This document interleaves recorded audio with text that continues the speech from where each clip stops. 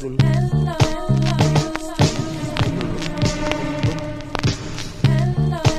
It's been a long time.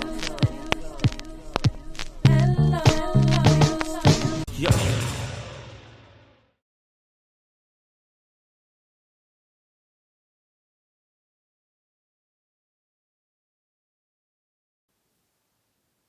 Hey, what's going on?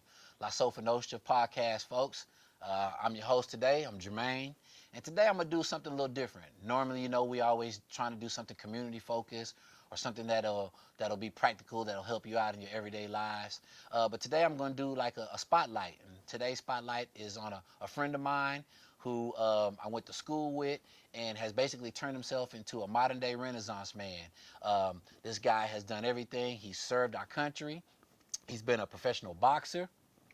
He wrote a book and share his life's journey with you, and hopefully you can pull some things from his journey and get some jewels from the knowledge he's going to drop with us today. So, without further ado, let me introduce you, Julius Fogle. Hey, what's going on, Jermaine? How you doing, man? Good Julius? to see you, man. Good to see you too. It's been a minute. We've been kind of dodging, weaving in and out of each other's paths the last few years. Yeah, after our life journeys took us to other places. So like I was telling the audience, remember when we went to Westbury together? Class 89. Class 89, and then we played together on the football team together. Yeah. He was safety, right?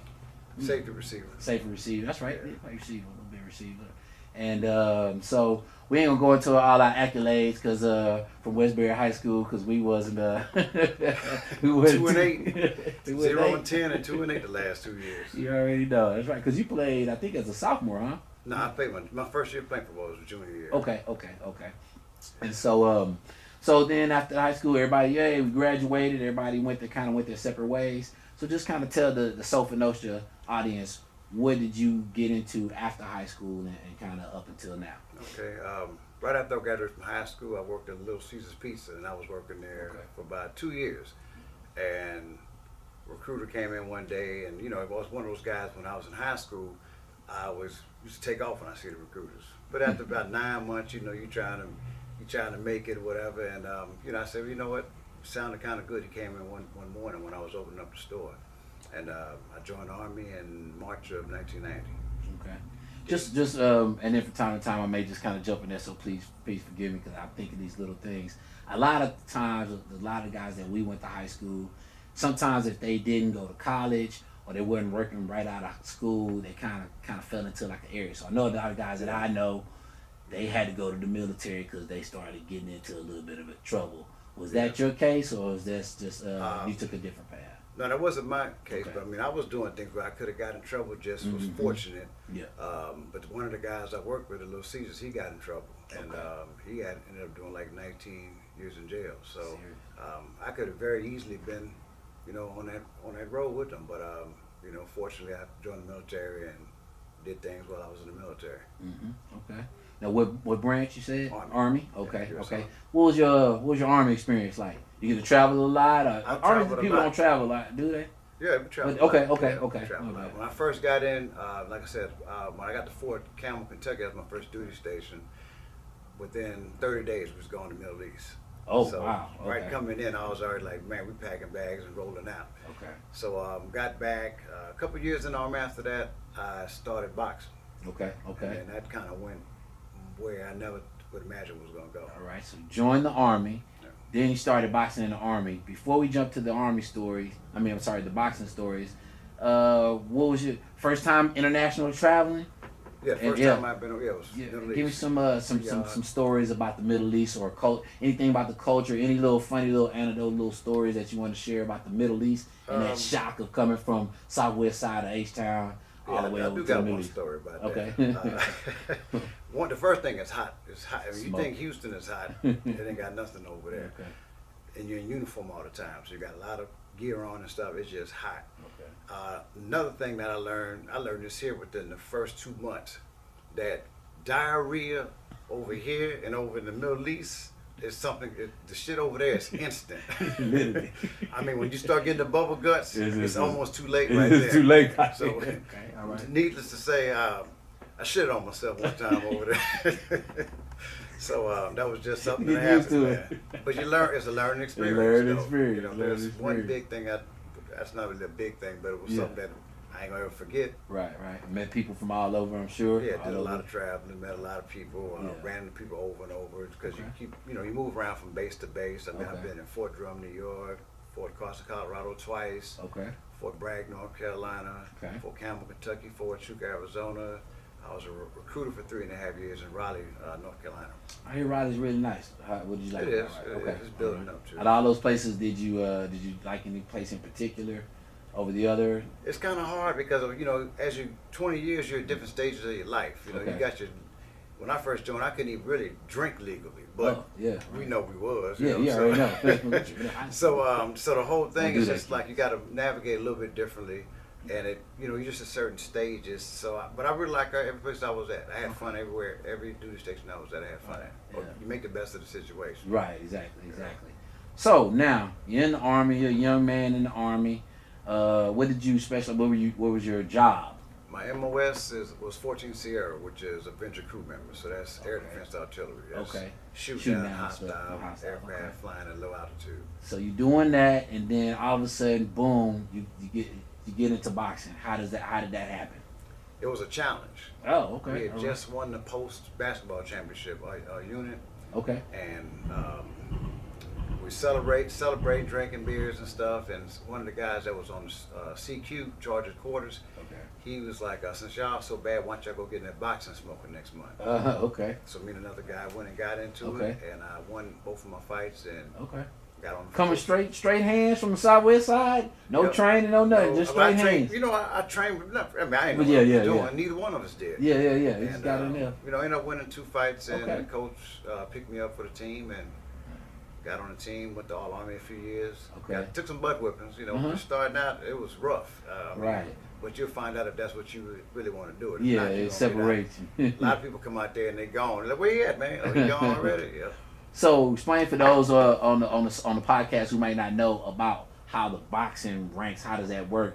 And then how did that love for boxing you get out of, I guess, at some point, and then that translate to the next move that you made? It was kind of crazy. I had stopped boxing in 2004 Okay. as an amateur, right? Okay. And I was pretty much done with it. That year, my mom. How many fights passed. have you had at that point? I was like 168 and Whoa. 35. Something like Man, that. for Like, real? Yeah. That's a lot. I had about 101 knockouts. So, But I didn't make the Olympic team either. I fought in the trials in 2000 and 2004. Okay, that's important. I mean, Yeah. you had the trials, 2000. One year I had a broke hand when I fought him. Oh, So it oh, was just, man.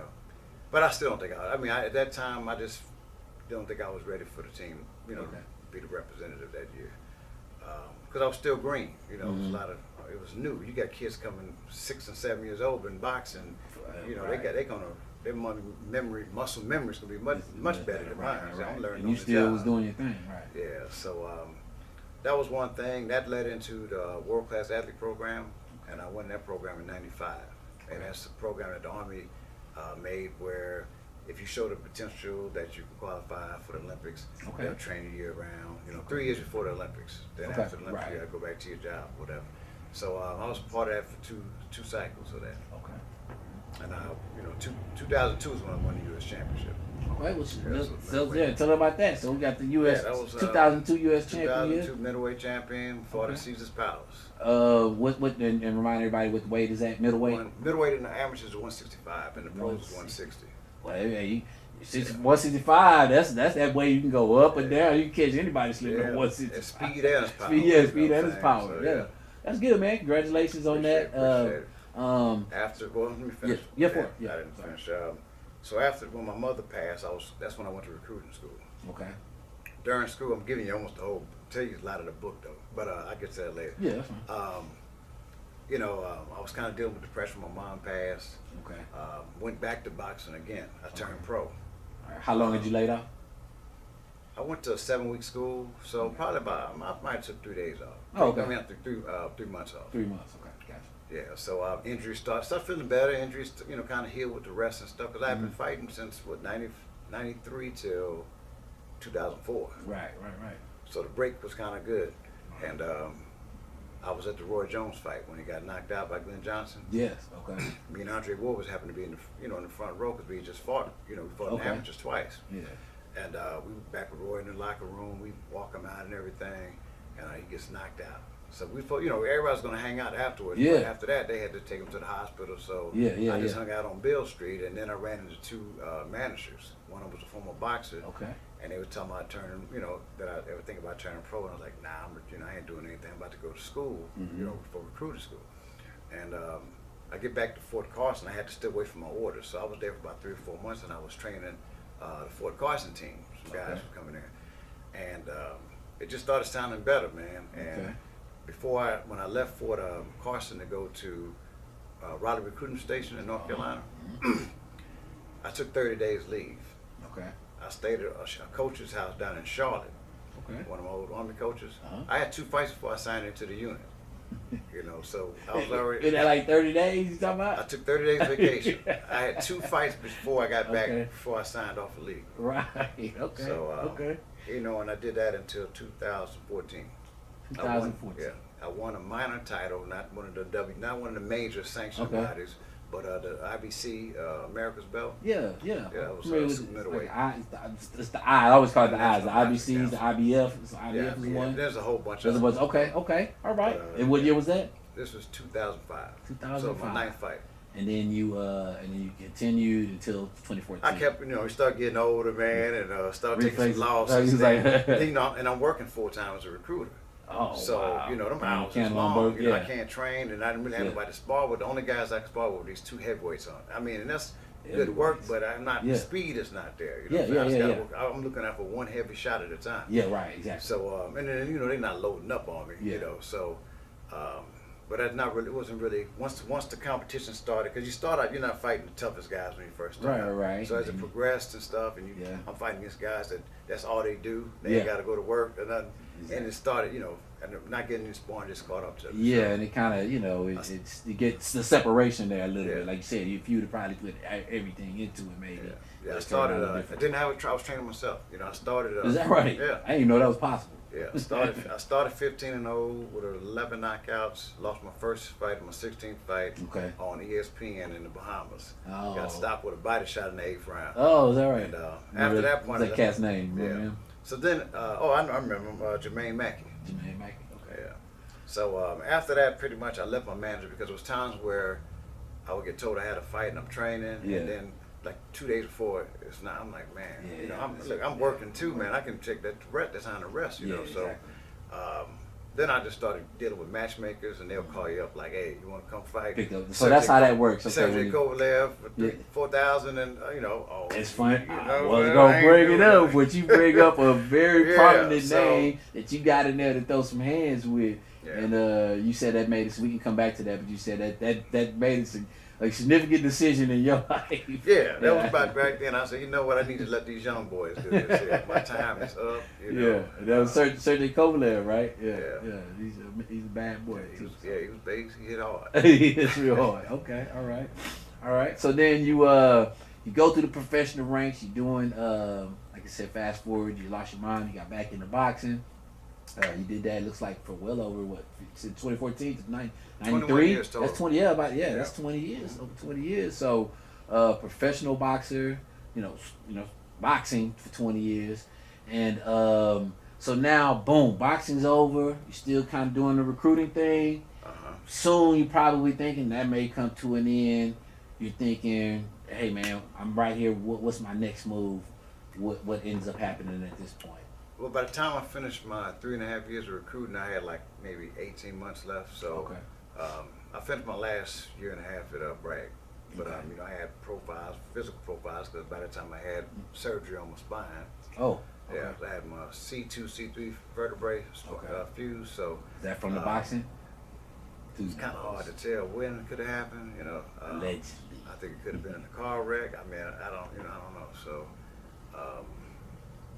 so I kept doing that, and I retired from boxing. But during the time when I left boxing, also, a lot of people deal with depression once a lot of people get it when they leave the military, because you've been part of something that long, and then all of a sudden you're back into a different world, different element right now. So I was dealing from losing that and boxing and the military at the same time, basically. You know, so yeah. So it was kind of rough, and I found myself with depression.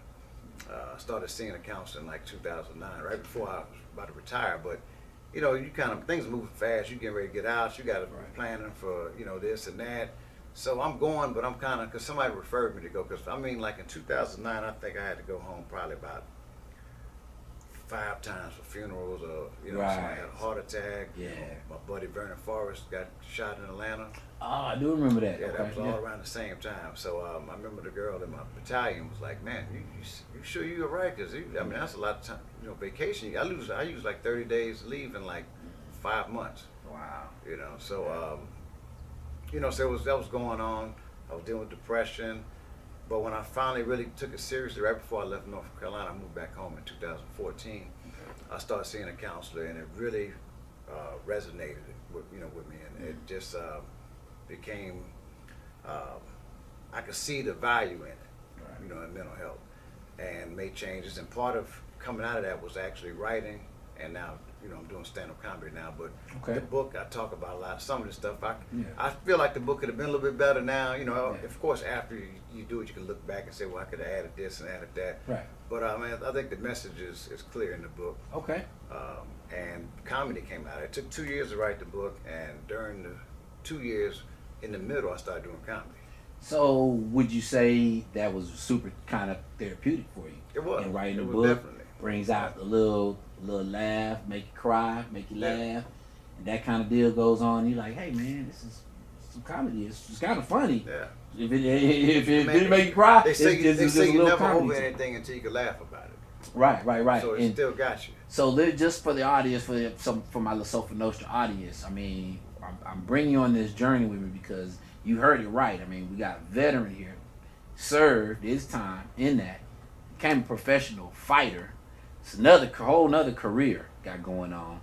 Took the time, did some self-reflection, put those thoughts down, wrote a book, author. Now you mentioned the authoring, and we can talk about we can highlight some things in the book, but that led you into something else, and we'll come back to that. But just, you said you kind of walked through the book already. Is there something that we haven't talked about through your life's journey that you just kind of say, hey, when they get the book, look for this in there? I don't want to tell you to look for it. Just read it, and just read it, because you might be able to relate to something in it that might but might be something different, but it'll resonate with you. So everybody could get something different from it. So that's the whole thing about it. But it's basically just talking about life, pretty much from the day I was born until April of 2016. And let's get hold it up for you in the shot. Let's get a shot. Here's the shot of the book cover. The last round. Yeah. I'll read a little bit of the back. It says, the last round takes an in-depth look into Julius Fogle's journey, which spans from the date of his birth until the completion of this book in May of 2016. This memoir will touch your soul with its poignancy as well as its good humored nature. In the process, you might find a matter of two that coincides with challenges in your life. And that's basically what it's about, really. That's good, brother. I've got a lot of good feedbacks on it. It's available on Amazon. Julius Fogle, The Last Round. Okay.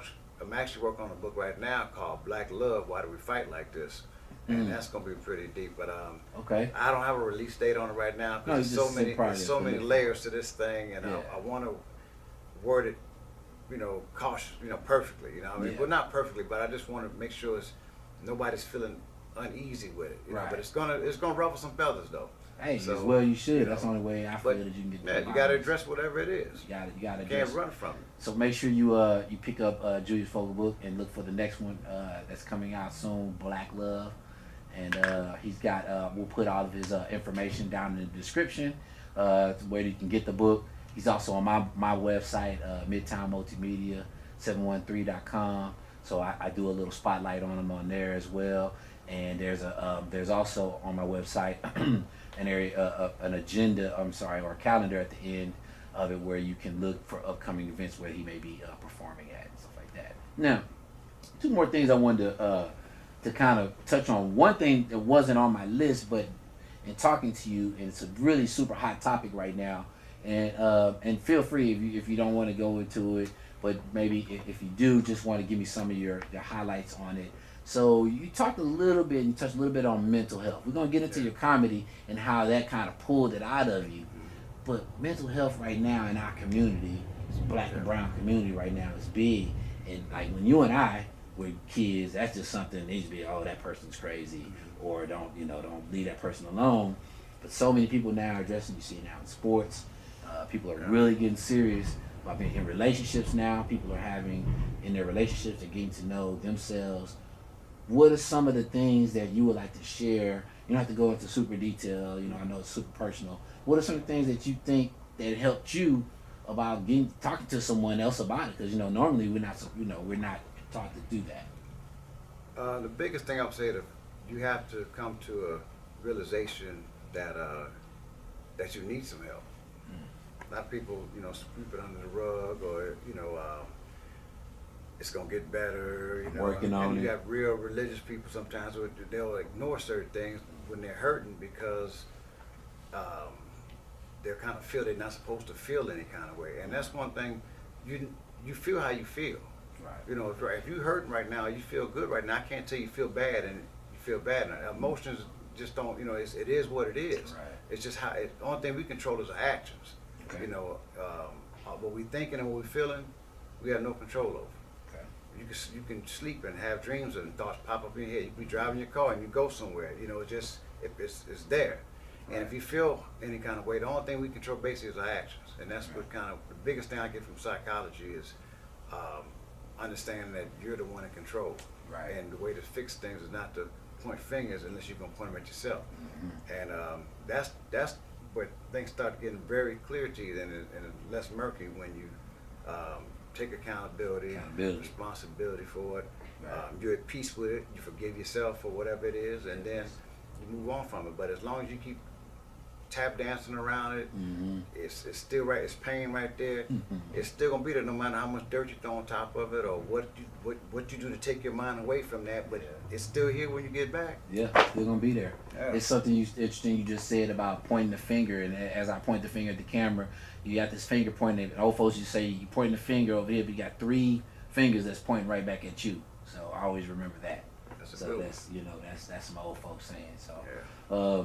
Well, that's good, man. I wanted to just kind of touch on, like I said, it wasn't a part of it. When you said that, I think it's really important, and people need to hear it, and especially, like I said, in the minority communities, because we're always told that that's a sign of weakness. We don't do that, and we don't do it. Maybe it's because we just couldn't pay for it or something back then, but you got to talk to someone. Oh, that's karma or whatever. It's just nonsense. It's just a bunch of nothing that's going to help fix this, make you feel better. Right. It's almost like you're trying to bash them a little further than where they already at. You know what I'm saying? And sometimes it happens. Well, And there's a lot of times it's loved ones, or it ain't strangers. It's mostly loved ones, most people that know you. That's 100% for me. I mean, I grew up in a household where, if you did show that, I mean, you didn't get no encouraging words. You got more of the same. Yeah. You walking around, you depressed. I'm gonna give you something to be depressed about. It's like what you got to be upset about. Yeah, what you got right. Because, that's a big repeated cycle. Mm-hmm. Oh yeah, absolutely. Because the reason being is when whatever way we want to say kids are today, it's because of the environment. Right. If we was 16, 17, we'd be doing the same shit, wearing skinny jeans, dance, do whatever they listening to. Right. We listening to the same thing. Right. And as time continues to go forward, there's something called technology. We're going to continue. Our minds are going to continue to make different ways to do things easier. Right.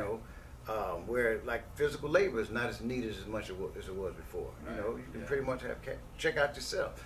So they're gonna kids can't walk no more. Let me tell you about this right here, man. I had to walk my 2 boys. I had to walk to the school and get them because my truck wasn't ready one day, right? When I was supposed to be ready. So I stayed about a half a mile to the school. Okay. Really, in my mind, I'm thinking they can walk that. Yeah. We used to be latchkey kids, man. We used to come home at 8, 9 by ourselves. Walk a mile to school. Yeah. I had a choice: either leave with my mom because she had to go to work early, and I didn't feel like being. So I just was sleeping a little longer and just walk. But I mean, it's about a mile walk. You know what I'm saying? So even as elementary school, so we are raising our kids different. We are softer. I mean, if you want to call it a word, that's what most people say. You're just soft. These parents and every generation saying, well, y'all, we did it better than y'all. We did it better than y'all. Yeah. It's the same thing. I mean, as bad as we think we might have had it, Your grandparents got worse stores. Yeah. You know, these kids today gonna be talking about how bad they had it. Could you imagine that? I mean, that's gonna be a reality one day. Yeah. Ain't nothing new under the But sun. then again, they are growing up in a hard time right now. With everything, the Well, it's pandemic going on. I Yeah. mean, you know, it's incidents like with George Carl right now. Which it's a lot. I mean, it's a lot of stuff going on. That's in their element. That's making them the way that they are. And they Especially growing up a lot faster than we are. I mean, Yeah. I see kids that be in adult conversations that would have never flown. in well, the my access day. to information is different. In man. that sense, exactly. So You they see what got, I'm saying? they actually They could got chime in on it and say something. What like, if wait, hey, what what if we you-" had that? As much as we Oh. thought we was ingenuitive and how we made something out of nothing, imagine we had that access. We the same. We doing the same thing. Yeah, we be. Yeah, I know I would have. I'd be in a lot of trouble too. Yeah, 'cause I got in trouble without it. So I, mean, Without I didn't get caught for Absolutely. everything, but I mean, yeah. So Absolutely. it's really. I understand this frustration. Yeah. And that's an anger. Mm. Sometimes it turns into anger because we'll say that they should appreciate it more, Right. or Well, that's show what show to you that they appreciate it. But They said the same They thing can't about see us. what- yeah, we can't When you see- in it, you can't see. you can't expect them to see what you see now because they ain't been through it yet. No, that's a You great point. I say that all the time, and it's just hearing the old folks tell us. I Yeah. mean, but at least I think we heard it and it just kind of soaked in. It was still kind of like right there. I don't know, man. I think he just kind of go. I don't know if any part of that is sticking around in their brains. But they worried. Our parents worried about us. I worry about them, but they'll be all right. Ultimately, they're gonna be all right. As long as they got to feel love, you know? Yeah, love. Yeah. And I got a situation right now. You saw me texting, but it's about my son. You know, he's overweight and it's really affecting him. And Okay. I talked to him about it, but it's continued. I got to continue, Same. trying to encourage him, Right. build him up. Right. Because you can't get that from anybody around. And the family's doing it also. Then, man, he feel like he You goes bring to up a school. great point, brother. Yeah. You're his You got to father. build him up. Yeah. You're his father. And that's why I tell Right. him consistently. I'm like, look, man, there's greatness in you that I see that you can't even see right now. And that's what I'm you're saying? supposed to be doing. You're a genius. Yeah. Your thought, the way you think, it's a genius. You just don't understand it all the way yet. And just think about the people who don't have that. Like you're able to Yeah. give that to him, but people think if he was going through the same situation, he didn't have a father figure, like he has to deal with this all Yeah. on his own. Yeah. And that's why I guess you see a lot of these kids, man. They at a young age, they're taking their own lives. Well, a lot of times too, if you have a single parent household and mom feels like she's doing the bulk of the stuff, it's gonna be comments made. They're gonna hear that. They're gonna. Absolutely. We don't think like we can hide. Kids see everything. Hearing this voice is so They're cool. hearing that. They can notice tension, whatever the case it is. If it's happiness, they're gonna sense that. If it's frustration, worries, they're gonna pick up all that, and that's what's gonna mold them into how they perceive things, and it's gonna have an effect one way or another. Like Absolutely. even when you're talking about this last thing I'm saying, man. Just think about it. When the coronavirus pandemic took off, these kids went to school and they got off of spring break. They never went back to school. Never went back. I mean, we can't say nothing like that. Right? No, It's never. it's gonna affect them in some kind. Something is gonna be different for them than it was for us. Right, and then you saw that with a lot of the kids suffering the grades. Yeah. And then I saw something on TV about, just even the fact that even with me, I work from home, just the amount of time you spend looking at the TV and the LCD and your game, your And your iPad lack and of your social laptop. interaction And with people, that stuff affect, like they did I think they had an experiment where they said, like, if you put a person, gave them everything they wanted, like every gadget, TV, pool, everything, just everything they want, car, but they couldn't talk to anybody. He said they'd be happy first when they get in there, Yeah. after about a few days they start, and he said by the time 3 weeks come, they might have killed themselves, And It's that's just because that's you got to very- be able to talk to people, and that's why I got my own theory as far as like dementia and Alzheimer's. I think people that are dealing with some type of hurt that they keep replaying in their head over and over, and it's tormented them for years. When you're talking about older people, they either one or two types. One that's happy, pleasant to be around. You say, man, I want to be like that when I get older. Or somebody that's bitter, talking about what shoulda, coulda, woulda. Somebody did them wrong, and that's a rough person, and because they're only using that brain for that, it just poison. it just wears it out. Yeah, I actually know those some people are usually violent when they get ornery old folks like that. Yeah. So I definitely know yeah, what you mean. and I mean that anger, you know, it just sometimes it gets violent. Yeah. Wow. That's very insightful. It's very insightful, Julius. We kind of went to, man. Yeah, we have to come back. And we I kind get of the wrong no, and that's sometimes. fine. That's fine. No, that's totally fine. But you know, but then because you made some really good points there, and I think that was very vital for the audience to know, especially this part we were talking about the mental health and all that's involved. Yeah, that's what led into it. Yeah, for sure. So Now, we definitely was on track though. No, no. I just want to at this point. Let's So now we we brought you all the way up.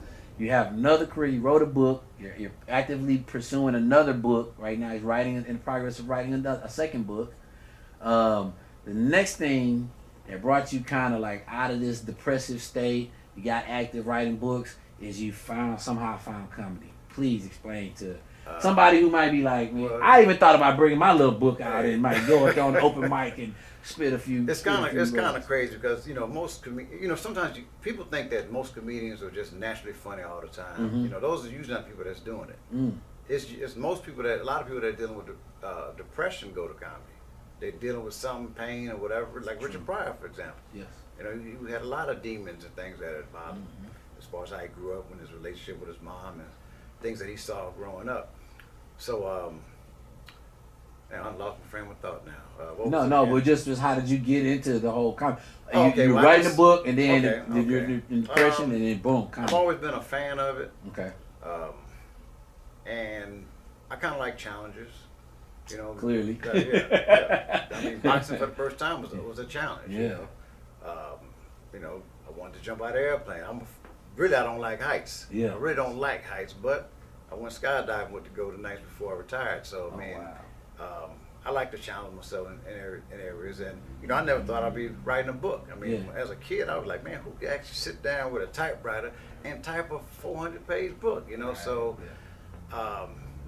I can see now, because I know when you really get into it, it's hard to go to sleep because you always want to get something else, and let me write this here down. Then another thought pops up, and when you're really in that zone, I mean, I stayed up like 2 days before.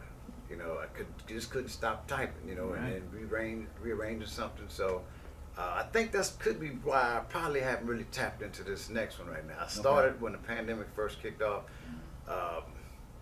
but I know how much time it takes, and right now I got a lot of stuff going on right now. And I'm trying to, I'm doing comedy now also. So, and I got kids and whole situation. So it's, I'm going through things even health-wise, where. I'm still trying to maintain. I'm in good shape. And I work on. I had my second surgery on my spine in 2018, October. So by looking at me, you say, "Oh man, he look like he's fine," but you can't feel what I feel. Every morning you wake up, man, something that's like, damn, So I'm gonna do what I can on my end. It doesn't make sense to be out of shape and hurting. If you're gonna hurt, at least look the part. That's a good point. So, but back to the comedy. You said you've always been a fan. You know who the greats are. You just never was that guy. There was a guy in my neighborhood. Shout out to Wiener Man. We used to call him Wiener Man because he was always, "I go get Wiener Man." He always started cracking. There'd just be a crowd to get around him. Class just clown start. type. Yeah, but he was the neighborhood clown. Y'all ain't thought I was funny? That's what I'm saying. I didn't remember you just like cracking jokes a lot. So you said something that was very key and pivotal. You don't have to be the class clown. It comes out of some area maybe of pain sometimes. A lot of times. And then you laugh a little bit at your pain. Yeah. That's what matter of fact, Kevin Hart's one of his specials was called Laughing. Yeah, I thought I heard that before. Yeah, okay, so exactly. But at the time, it wasn't funny. When you're going through it, right? Yeah, it's not really funny. During the journey, it's rough, but after you can look back at hindsight and be like, okay, and hopefully you learn something from that experience. Right. Because and that's one thing I want to add too. A lot of people, depending on how you look at things, your perspective of it, it can affect what happens, what you do. Like if you look at things as mistakes instead of experiences, if you look at it as an experience, you can be like, okay, that was just something that had to happen for me to be where I am now. And unless you're not happy with who you are right now, then you'll look at that negatively. But if you look at yourself in a positive way, you'll think that everything that's happened to you since you've been here, since your computer got turned on, which is your brain, you've been gathering and gathering information, and you process that information, and all that was required for who you are right now. Right. It was necessary for you to be who you are, and if you look at it like that, you won't be bitter or resentful by something that might have happened, or Right. or somebody did you wrong or something, because you're at peace with it, you let it go. Where that don't always happen. A lot of times that don't happen. Bring up some other good points. I'll circle back, but staying in the comedy vein, give us some So obviously you've been doing your comedy thing for a few years now. I've known at least for the last few years, and actually checked out. About 5 years now. Yeah, about 5 years. So I think maybe I've known maybe the last 3 or so years, and I've come to check you out a couple times. Give us some funny stories, or maybe some famous people you may have run across on the comedy circuit, or a funny instance that happened on the road while you were traveling with it, or a nice place that you went to. I got the chance to open for comedian Daryl Lennox. Okay. He's from Vegas, but he lives in Vancouver, Canada right now. Okay. So he came to the joke joint. So I got a guest spot on the show. So after the show, we went next door to this bar. And he bought like 3 or 4 shots of Patron. We sit around, maybe just having a good time, right? Mm-hmm. So he knew about me boxing, because I think I had told that joke about my boxing on stage, right? Okay. So when I gave him a handshake, he was like, "Well, goddamn, old soft hand having ass nigga." He said, "Now, how was you a boxer with hands that damn soft?" Okay. I said, "I'll tell you what, man. Let me hit you with the other side of it and see how that works out for you." He said, "Oh, hell no, nigga, I got to put your ass in jail then." So that was just, I told him about it, and actually, I called him and I imitated him, and he was cracking up, man. Okay, all right. So that's one of the funny stories that I had. And he's actually depression would let him into comedy, because he's blind in one eye and partially blind in the other. So when he actually when he walks on stage, he has somebody walk him up. Yeah. But he has a joke about that, and he was talking about he was suicidal at one time. He said if he loses his sight, he's going to kill himself. But he said the comedy side of him kicked in. And, well, he says, "So you really was going to kill yourself?" And I was like, "Yep." He said, "How was you going to do it? You can't see shit, So, I mean, that's the joke that he said. But, I mean, he made fun of that. And, he makes references to it a lot. Do you have a specific way that you go about doing your jokes, or do you just walk down the street like, "Oh, that was funny, I'm going to tell a joke about that"? Or do you have, like Dave Chappelle said, he has a fishbowl and he throws punchlines in there. Do you have a certain way that you go about your joke not building? Not really. I'm more of a writer. Mm-hmm. When I'm starting to look at things, I have fun doing it. You're really good storyteller. But I think the writing is probably, and I've had other comedians say that, where you think, he might see it might not just be, the delivery might not be the best yet. That's where, I know that's where I got a lot of, room to improve, and it's a continuous grind. Some of these guys, before they make it big, have been in the game 30 years. Mm-hmm. So, I've been 5 years, but, I know when I'm killing it or when I'm not killing it. Right. So, I know I got a lot of room to develop. Yeah. I got a lot of room for improvement. So that's the journey right there. Sounds like you're very self-aware. Before we get to the last thing to close it out, something that I wanted to come back to, was that something that is a recurring theme of our interview, and it may be helpful for some other people out there, is that you keep talking about challenge yourself. And what I'm hearing is, started boxing and everybody's been doing it for years, and you got in there and you got busy, did your thing. You the next phase, and you wrote a book. Everybody's been writing since they've been little kids. You just kind of picked it up, ran with it, boom, you got a finished product out there.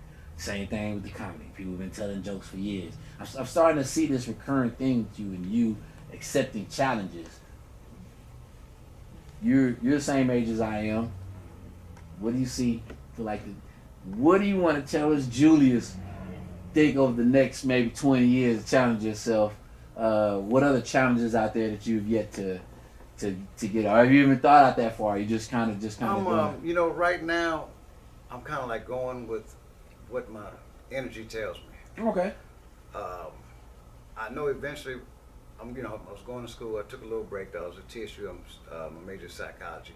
One of the things that I really want to do is actually help people. I mean, I've had conversations over the last 6 years with people where during the conversation I would hear something and I ask a few questions, and until my jokers start, bawling.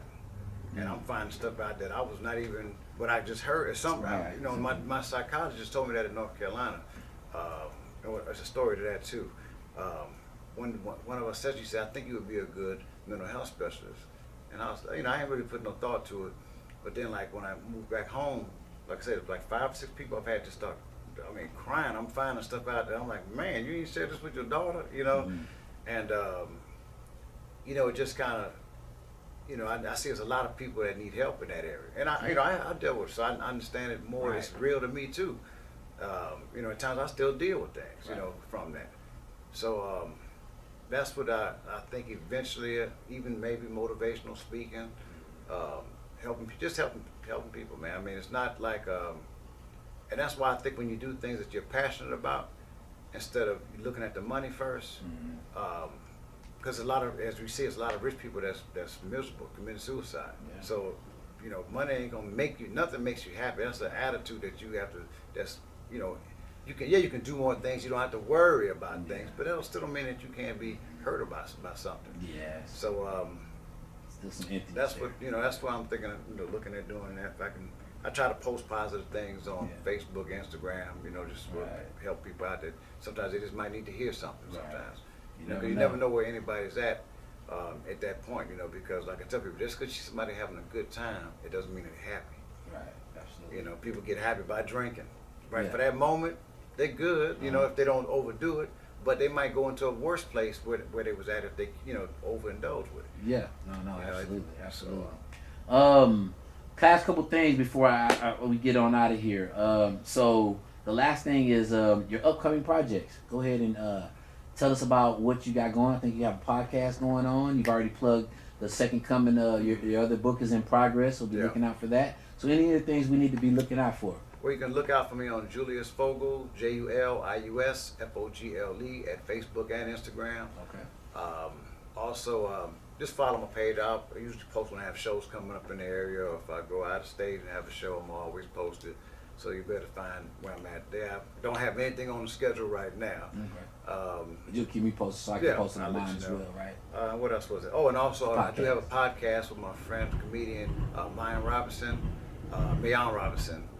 It's called Soul Therapy, where we talk about love, life, and laughter, and that comes on 6 o'clock on Sundays. Okay. It hasn't been every Sunday because sometimes I might be somewhere, she might be somewhere, but we do it at least 2 weeks. But we'll post it every week before the show happens. So that's pretty much where you can find me at. That's what's up. All right, guys. I wouldn't be the Sofa Nostra podcast if I didn't kind of put you on the spot. You say you're a comedian. Do you do any impersonations?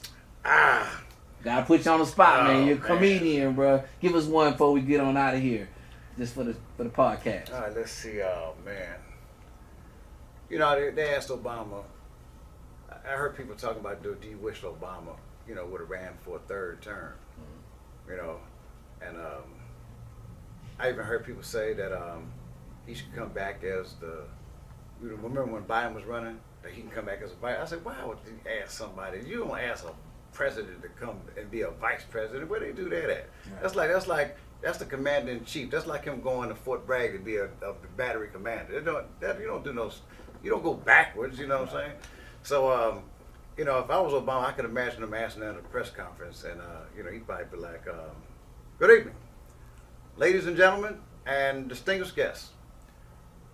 There's a question that I would like to answer. The question is, Barack, would you run for a third term if possible?" And my answer to that is hell to the no, no. I wouldn't do it. It was rough. It was a battle. Dealing with Congress, the Republicans, just to get the simplest thing passed, such as affordable health care coverage for all Americans. It was a battle every inch of the way. But now that I've served my 2 terms, I'm done. I'm enjoying life with my wife, Michelle, Sasha Malia, and Bo. And I'm living my best life. I'm not going back and forth with you niggas. Oh, but that's, What is that? I thought I had another little person out, but that was really good. I was trying to hold my lip. Oh, awesome. Okay. Well, there you have it, guys. Thanks for joining us. Like I said, all of Julius' information that he gave us earlier, I'll put it down below in the description. And And appreciate you joining us. You know, down with the Sofa Nostra. And appreciate you joining us. Thanks to my guest, Julius Fogle. Look for him and go check out his comedy. Good seeing you too, brother. Check out his comedy whenever you can. It should be on my website. I'll post it on my website. Thanks. Peace. Peace. It's big. What do you know about ego? Okay, y'all, this is why we communicate right now. I'm trying to educate right now. Okay? The most important thing that you gotta know about ego is that ego needs to be strong. And ego is going to be stroked. One way or another, sooner or later, eventually. Now, ladies, I'm not trying to scare you. You know, it's just little small, it ain't big changes you gotta make, little small psychological things you do to strengthen out your relationship. Now, I need to see a couple. Is there a couple in here? Any couples in here? Hey! Oh, they're right there. Okay, what's your name back there? Morris. Morris and? Jesse and Who? Jesse and AJ. Let's say Jesse and AJ went out on Valentine's Day night. They had a good time, they laughed, they drank, they go into the house, they smoked some weed, and they get into bed. What's the names again? Because I'm high. I can't remember.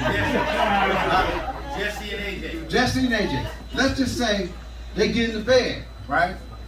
And Jesse is behind AJ, and he's handling his motherfucking business and shit, right? Wearing that motherfucker out. Now, I'm gonna tell you something. All you gotta do is this right here. AJ, just turn around and look at his ass. Look him dead in the eye and say this to him. Damn, Lester, are you getting bigger?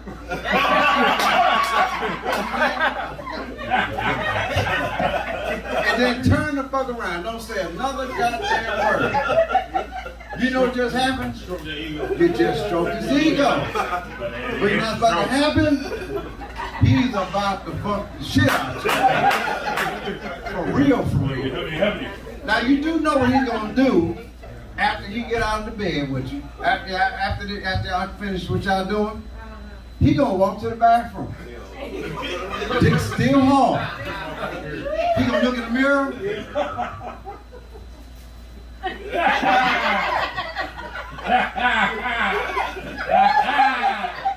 You know that shit you told him, he gonna believe that shit. We don't know.